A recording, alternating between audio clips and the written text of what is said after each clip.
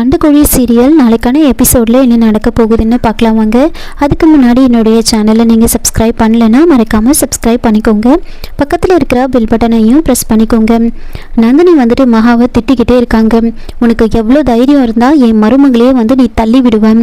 உன்னால தான் எல்லா பிரச்சனையும். ஒழுங்காக இங்கேருந்து வெளியில் போ. நான் சொல்லிக்கிட்டே இருக்கேன், நீ அமைதியாக நின்றுக்கிட்டே இருக்க அப்படின்னு சொல்லி வேகமாக போயிட்டு மகாவை அடிக்கிறதுக்கு கை ஓங்குறாங்க. அப்போது விக்ரம் நந்தினியோட கையை பிடிச்சி தடுக்கிறாங்க. அம்மா, எதுக்காக நீங்கள் இப்படியெல்லாம் பண்ணிகிட்ருக்கீங்க? இப்படி அடிக்கிற அளவுக்கு மகா என்ன தப்பு பண்ணாங்க அப்படின்னு சொல்லி கேட்குறாங்க. மகான்னு சொன்னதுமே எல்லாருமே ஷாக் ஆகுறாங்க. ஒரு பக்கம் புலிமுருகன் யோசிக்கிறாரு, என்ன இவன் மகான்னு சொல்கிறான், ஒருவேளை இவனுக்கு எல்லா உண்மையும் தெரிஞ்சிருச்சோ அப்படின்னு யோசிக்கிறாங்க. எல்லாரும் ஷாக்காகி நின்றுட்டுருக்க. அப்போ விக்ரம் சாரிம்மா, தெரியாமல் சொல்லிட்டேன். அப்படி காவேரி என்ன தப்பு பண்ணிட்டாங்க அப்படின்னு கேட்க, அப்போ நந்தினி அவள் என்ன தப்பு பண்ணான்னு உனக்கு தெரியாதா? நீ பார்த்துக்கிட்டு தானே இருந்த. அவள் நம்ம வீட்டு மருமகளை தள்ளி விட்டுருக்கா. நான் என் 2 கண்ணால் பார்த்தேன் அப்படின்னு சொல்கிறாங்க. அதுக்கு விக்ரம் அம்மா, அவங்க அப்படியெல்லாம் பண்ணியிருக்க மாட்டாங்கம்மா. என்ன காவேரி, நீங்களா தள்ளி விட்டீங்க அப்படின்னு கேட்குறாங்க. அதுக்கு நந்தினி நான் தான் சொல்கிறேன்ல, அவள் வேணும்னே தான் தள்ளி விட்டா அப்படின்னு சொல்கிறாங்க. அம்மா, அப்படியெல்லாம் பண்ணியிருக்க மாட்டாங்கம்மா அப்படின்னு விக்ரம் ரொம்ப சப்போர்ட்டாக பேசுகிறாரு. அப்போ நந்தினி இல்லை, அவள் தான் தள்ளி விட்டா, அவள் இப்போ மன்னிப்பு கேட்டே ஆகணும் அப்படின்லாம் சொல்ல, அதுக்கு விக்ரம் அம்மா இருங்கம்மா, அவங்கக்கிட்டே ஒரு வார்த்தை கேட்கலாம். அப்படி அவங்க தான் தள்ளி விட்டுருக்காங்க அப்படின்னா கண்டிப்பாக அதுக்கு ஏதாவது ஒரு காரணம் இருக்கும், அவங்கக்கிட்டே நாம் கேட்போம் அப்படின்னு சொல்லி மகா கிட்ட கேட்குறாங்க. மகா அப்படின்னு திரும்பவும் மகானே சொல்கிறாங்க. எல்லாரும் என்ன இவன் திரும்ப திரும்ப மகானே சொல்லிட்டு இருக்கான் அப்படின்னு யோசிச்சுட்டு பார்த்துட்டு இருக்காங்க. அதுக்கப்புறம் காவேரி, சொல்லுங்கள், நீங்கள் தான் தள்ளி விட்டீங்களா அப்படின்னு கேட்குறாங்க. அமைதியாக நின்றுட்டுருக்காங்க. மகா, எதுவாக இருந்தாலும் சொல்லுங்கள், பார்த்துக்கலாம் அப்படின்னு சொல்லி கேட்க, உடனே மகா யோசிச்சுக்கிட்டு, இல்லை கீழே தேங்காய் உடைச்சிருந்தாங்க, அது மேலே காலை வச்சிட போகிறாங்கன்னா நான் அவங்கள லைட்டாக தள்ளி விட்டேன் அப்படின்னு சொல்லி சமாளிக்கிறாங்க. அதை கேட்டதுமே விக்ரம் அம்மா பார்த்தீங்களா, மகாவுக்கு எந்த காயமும் ஆகக்கூடாது அப்படின்றதுக்காக தான் அவங்க அந்த மாதிரி தள்ளி விட்டுருக்காங்க. அதுக்குள்ளே நீங்கள் அவங்கள தப்பாக நினச்சிட்டிங்களே, இது தப்புமா. நீங்கள் முதல்ல காவேரி கிட்ட மன்னிப்பு கேளுங்க அப்படின்னு சொல்கிறாங்க. உடனே நந்தினி என்னது, நான் மன்னிப்பு கேட்கணுமா அப்படின்னு கேட்க, அதுக்கு விக்ரம் ஆமாம், நீங்கள் தான் கேட்கணும்.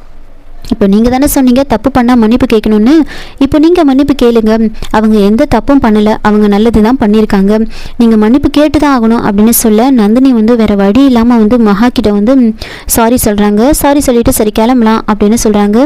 உள்ளுக்குள்ள மகாவுக்கு ரொம்ப சந்தோஷமாயிடுது. ஜோதி ஐஸ்வர்யாக்கெலாம் ரொம்ப சந்தோஷமாயிடுது. அதுக்கப்புறமா கிளம்பலான்னு நந்தினி ரொம்ப வேகமாக கார்கிட்ட போயிட்டு டோர் ஓப்பன் பண்ணலான்னு போகிறாங்க. பின்னாடியே விக்ரம் ரொம்ப வேகமாக போயிட்டு, அம்மாம்மா இருங்க, அங்கே மகா உட்காருவாங்க அப்படின்னு சொல்கிறாங்க. உடனே நந்தினி ஓஹோ, மகா உட்கார வைக்கிறதுக்கு தான் இப்படி சொல்கிறியா அப்படின்னு ரொம்ப சந்தோஷமாக நின்றுட்டு இருப்பாங்க. அம்மா, நீங்கள் பின்னாடி காரில் வாங்க அப்படின்னு சொல்கிறாங்க. அதுக்கப்புறமா விக்ரம் காவேரி நீங்கள் பின்னாடி உட்காருங்க அப்படின்னு சொல்கிறாங்க. உடனே நந்தினி விக்ரம், என்ன பண்ணுற நீ இப்போ, எதுக்காக அவளை நீ பின்னாடி உட்கார சொல்கிறேன்? உன்னை கல்யாணம் பண்ணிக்க போகிற பொண்ணு மகா, அவளை முன்னாடி உட்கார சொல்லிட்டு நீ இவளை கூட்டிகிட்டு பின்னாடி உட்கார சொல்கிறியே, எதுக்காக நீ இப்படியெல்லாம் பண்ணுற? பார்க்குறவங்களாம் என்ன நினைப்பாங்க, தப்பாக நினைக்க மாட்டாங்களா அப்படின்னு சொல்ல, புலிமுருகன் ஒரு பக்கம் அதையே சொல்கிறாரு.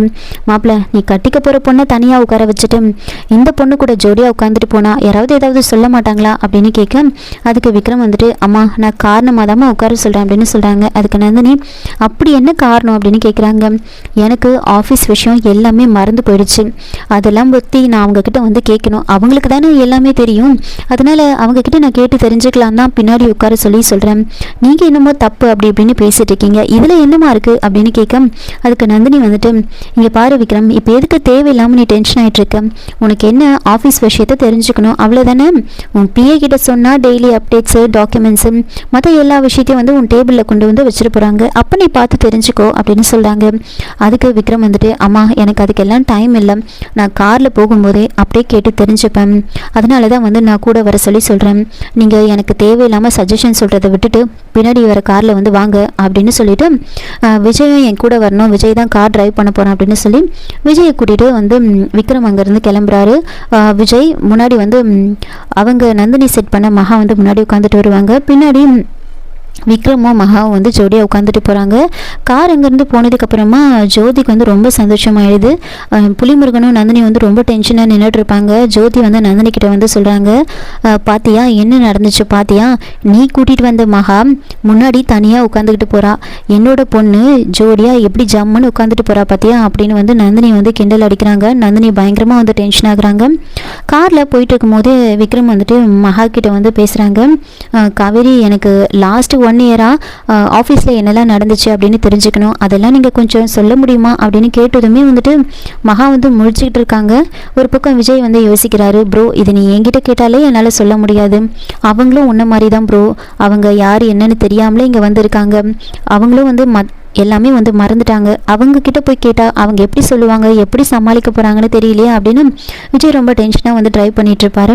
விக்ரம் விடாமல் வந்து மகா கிட்ட கேட்டுக்கிட்டே இருக்காங்க, என்ன காவேரி நான் கேட்டுகிட்டே இருக்கேன் அமைதியாக இருக்கீங்க, சரி இருங்க நான் லேப்டாப் எடுத்து ஒரு சில டவுட்ஸ் எல்லாம் கேட்குறேன், நீங்கள் கொஞ்சம் எனக்கு கிளியர் பண்ணுங்கள் அப்படின்னு சொல்லிட்டு லேப்டாப்பை ஆன் பண்ணிவிட்டு கேட்குறாங்க, இங்கே பாருங்கள் இதில் ஒரு 3 crore வந்து டிரான்சாக்ஷன் ஆயிருக்கு, இது எதுக்காகன்னு எனக்கு தெரியல, நீங்கள் கொஞ்சம் சொல்ல முடியுமா அப்படின்னு கேட்குறாங்க. மகா வந்துட்டு ஐயோ நம்ம என்ன சொல்லி சமாளிக்கிறதுன்னு தெரியலையே அப்படின்னு யோசிச்சுட்டு இருக்காங்க. என்னம்மா காவேரி மறந்துட்டீங்களா அப்படின்னு வந்து கேட்குறாங்க. இல்லை விக்ரம் எனக்கு எல்லாம் ஞாபகம் இருக்குது அப்படின்னே சொல்லி சமாளிக்கிறாங்க. அப்போ சொல்லுங்கள் என்ன அப்படியே பார்த்துக்கிட்டே இருக்கீங்க அமைதியாக இருக்கீங்களே அப்படின்னு வந்து கேட்டுக்கிட்டே இருக்க திடீர்னு ஒருத்தவங்க கார் முன்னாடி வந்து பைக்கு கொண்டு வந்து விட்டுருவாங்க. விட்ட உடனே வந்துட்டு விஜய் சடன் பிரேக் போடுறாரு. சடன் பிரேக் போட்டதுமே வந்துட்டு அப்படியே வந்துட்டு மகா வந்து அந்த சீட்டில் முட்டை வரா மாதிரி வராங்க. இப்போது விக்ரம் வந்துட்டு அப்படியே வந்து மகாவோட தலையை வந்து பிடிச்சிடுறாங்க, எங்கே அவங்க இடிச்சுக்க போகிறாங்க அப்படின்னு சொல்லிட்டு அப்படியே வந்து தலையை பிடிச்சதுமே வந்து விஜய் வந்து அந்த பார்க்குறாரு, பார்த்துட்டு வந்து சிரிச்சிட்ருக்காரு. ஒன்றும் ஆகலைல்ல உங்களுக்கு எதுவும் ஆகலைல்ல அப்படின்னு சொல்கிறாங்க. அப்போது மகா வந்துட்டு அதெல்லாம் எதுவும் இல்லை அப்படின்னு சொல்லிட்டு தலையை பிடிச்சிக்கிட்டே இருக்காங்க. பார்த்து எந்த ப்ராப்ளமும் இல்லைல்ல அப்படின்னு சொல்லி விக்ரம் ரொம்ப அக்கறையாக வந்து மகா கிட்ட வந்து பேசுகிறாங்க. அதை பார்த்து விஜய்க்கு ரொம்ப சந்தோஷமாயிடுது. முன்னாடி உட்காந்துட்டு இருக்கிற நந்தினி செட் பண்ண அந்த மகாவை பார்த்து சிரிச்சிட்டு இருக்காரு விஜய் வந்துட்டு. அப்போ விக்ரம் வந்துட்டு விஜய் என்னாச்சு எதுக்காக திடீர்னு பிரேக் போட்டா அப்படின்னு கேட்க, சாரி ப்ரோ ஒருத்தன் முன்னாடி வந்து பைக்கை கொண்டு வந்து விட்டுட்டான் அதனால தான் நிறுத்தினேன் அப்படின்னு சொல்கிறாங்க. அப்போது விஜய் வந்துட்டு மனசுக்குள்ளேயே நினச்சி சிரிச்சிட்டு இருக்காரு, எப்பா கடவுள் மாதிரி வந்து காப்பாற்றினா, இல்லைனா அண்ணி வந்து செமையாக மாட்டியிருப்பாங்க, எப்படியோ நல்லது நடந்தால் சரி அப்படின்னு விஜய் ரொம்ப சந்தோஷமாக வந்து நினச்சிட்ருக்காங்க. பக்கத்தில் அந்த மகா கிட்ட வந்து சொல்கிறாங்க, என்ன மிஸ் மகா பாத்தியா எப்படி நடக்குது பாத்தியா அப்படின்னு வந்து அவங்கள வந்து கிண்டல் பண்ணிட்டு இருக்காங்க, உனக்கு எரியுதா அப்படின்னு வந்து கேட்குறாங்க. இது வந்து இப்போ சும்மா ட்ரெய்லர் தான், இன்னும் நிறைய இருக்குது நீ பார்க்க வேண்டியது இருக்குது அப்படின்னு வந்து அவங்கள வந்து கிண்டல் பண்ணிட்டு இருப்பாங்க. அதுக்கப்புறமா விக்ரம் வந்து மகா கிட்ட ரொம்ப அக்கறையாக பேசுகிறாரு. அப்படியே 2 பேரும் ஒருத்தர் மாற்றி ஒருத்தர் வந்து ரொமான்டிக்காக வந்து பார்த்துட்டு இருக்காங்க. விக்ரம் அப்படியே மகாவோட கையை வந்து பிடிக்கிறாங்க. கையை பிடிச்சி ஒன்றும் இல்லைல்ல உங்களுக்கு எதுவும் ஆகலைல்ல அப்படின்லாம் வந்து ரொம்ப அக்கறையாக பேசுகிறாரு. ஒருத்தர் மாற்றி ஒருத்தர் அப்படியே பார்த்துக்கிட்டே இருக்காங்க. அதை பார்த்து விஜய் ரொம்ப சந்தோஷப்படுறாரு. ஒரு பக்கம் நந்தினி செட் பண்ண அந்த மகாக்கு பயங்கரமாக வந்து டென்ஷன் ஆகுது. அங்கே வந்துட்டு நந்தினி ரொம்ப டென்ஷனாக இருப்பாங்க. புலிமுருகன் நந்தினி கிட்ட வந்து சொல்கிறாங்க, அக்கா என்னக்கா இப்படி ஆயிடுச்சு, இவன் மட்டும் வீட்டுக்குள்ளே நுழைஞ்சிட்டா அவ்வளோதான் போல இருக்கே, அவன் நம்மளை வீட்டை விட்டு வெளியில் துரத்திடுவா போல இருக்கே அப்படின்லாம் சொல்லாதுக்கு நந்தினி, இங்கே பாரு கண்டிப்பாக அதெல்லாம் நடக்கவே நடக்காது, அந்த மகா காரில் மட்டும்தான் போக முடியும், ஆனால் வந்து வீட்டுக்குள்ளே நுழையவே முடியாது, அவளை எப்படி அடித்து துரத்துறான்னு மட்டும் பாரு, விக்ரமே அவன் கையால் அடித்து துரத்துற அளவுக்கு நான் பண்ணுறேன்னா இல்லையான்னு மட்டும் பாரு நீ அப்படின்னு சொல்லிட்டு இருக்காங்க.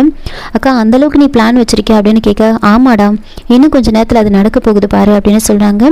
அங்கே ஜிகே குரூப் ஆஃப் கம்பெனிஸில் வந்து திடீர்னு வந்து நிறைய பேர் வந்து உள்ளே நுழையிறாங்க, போலீஸோடு வராங்க. உள்ளே வந்து எல்லாருக்கிட்டையுமே வந்து ஸ்டாஃப் கிட்டலாம் சொல்கிறாங்க, உங்களுக்கு 10 minutes வந்து டைம் கொடுக்குறோம், எல்லாரும் அவங்களோட திங்ஸை எடுத்துக்கிட்டு வெளியில் போயிடுங்க, இந்த ஆஃபீஸ்க்கு சீல் வைக்க போகிறோம் அப்படின்னு சொல்கிறாங்க. அங்கே விக்ரம் மகான் வந்து எல்லாரும் வந்து வீட்டுக்கு வந்து போயிடுவாங்க. விக்ரம் கரெக்டாக வந்து வீட்டுக்குள்ளே நுழையும் போது வந்து அவங்களோட மேனேஜர் வந்து கால் பண்ணி அங்கே ஆஃபீஸில் நடக்கிற விஷயத்தை வந்து சொல்கிறாங்க. இது கேட்டு எல்லாருமே ஷாக் ஆகுறாங்க. இதோட இந்த எபிசோடு வந்து முடிச்சிருக்காங்க. என்னோட ரிவ்யூ பிடிச்சிருந்தா லைக் பண்ணுங்கள், மறக்காமல் சப்ஸ்கிரைப் பண்ணுங்கள். தேங்க்யூ.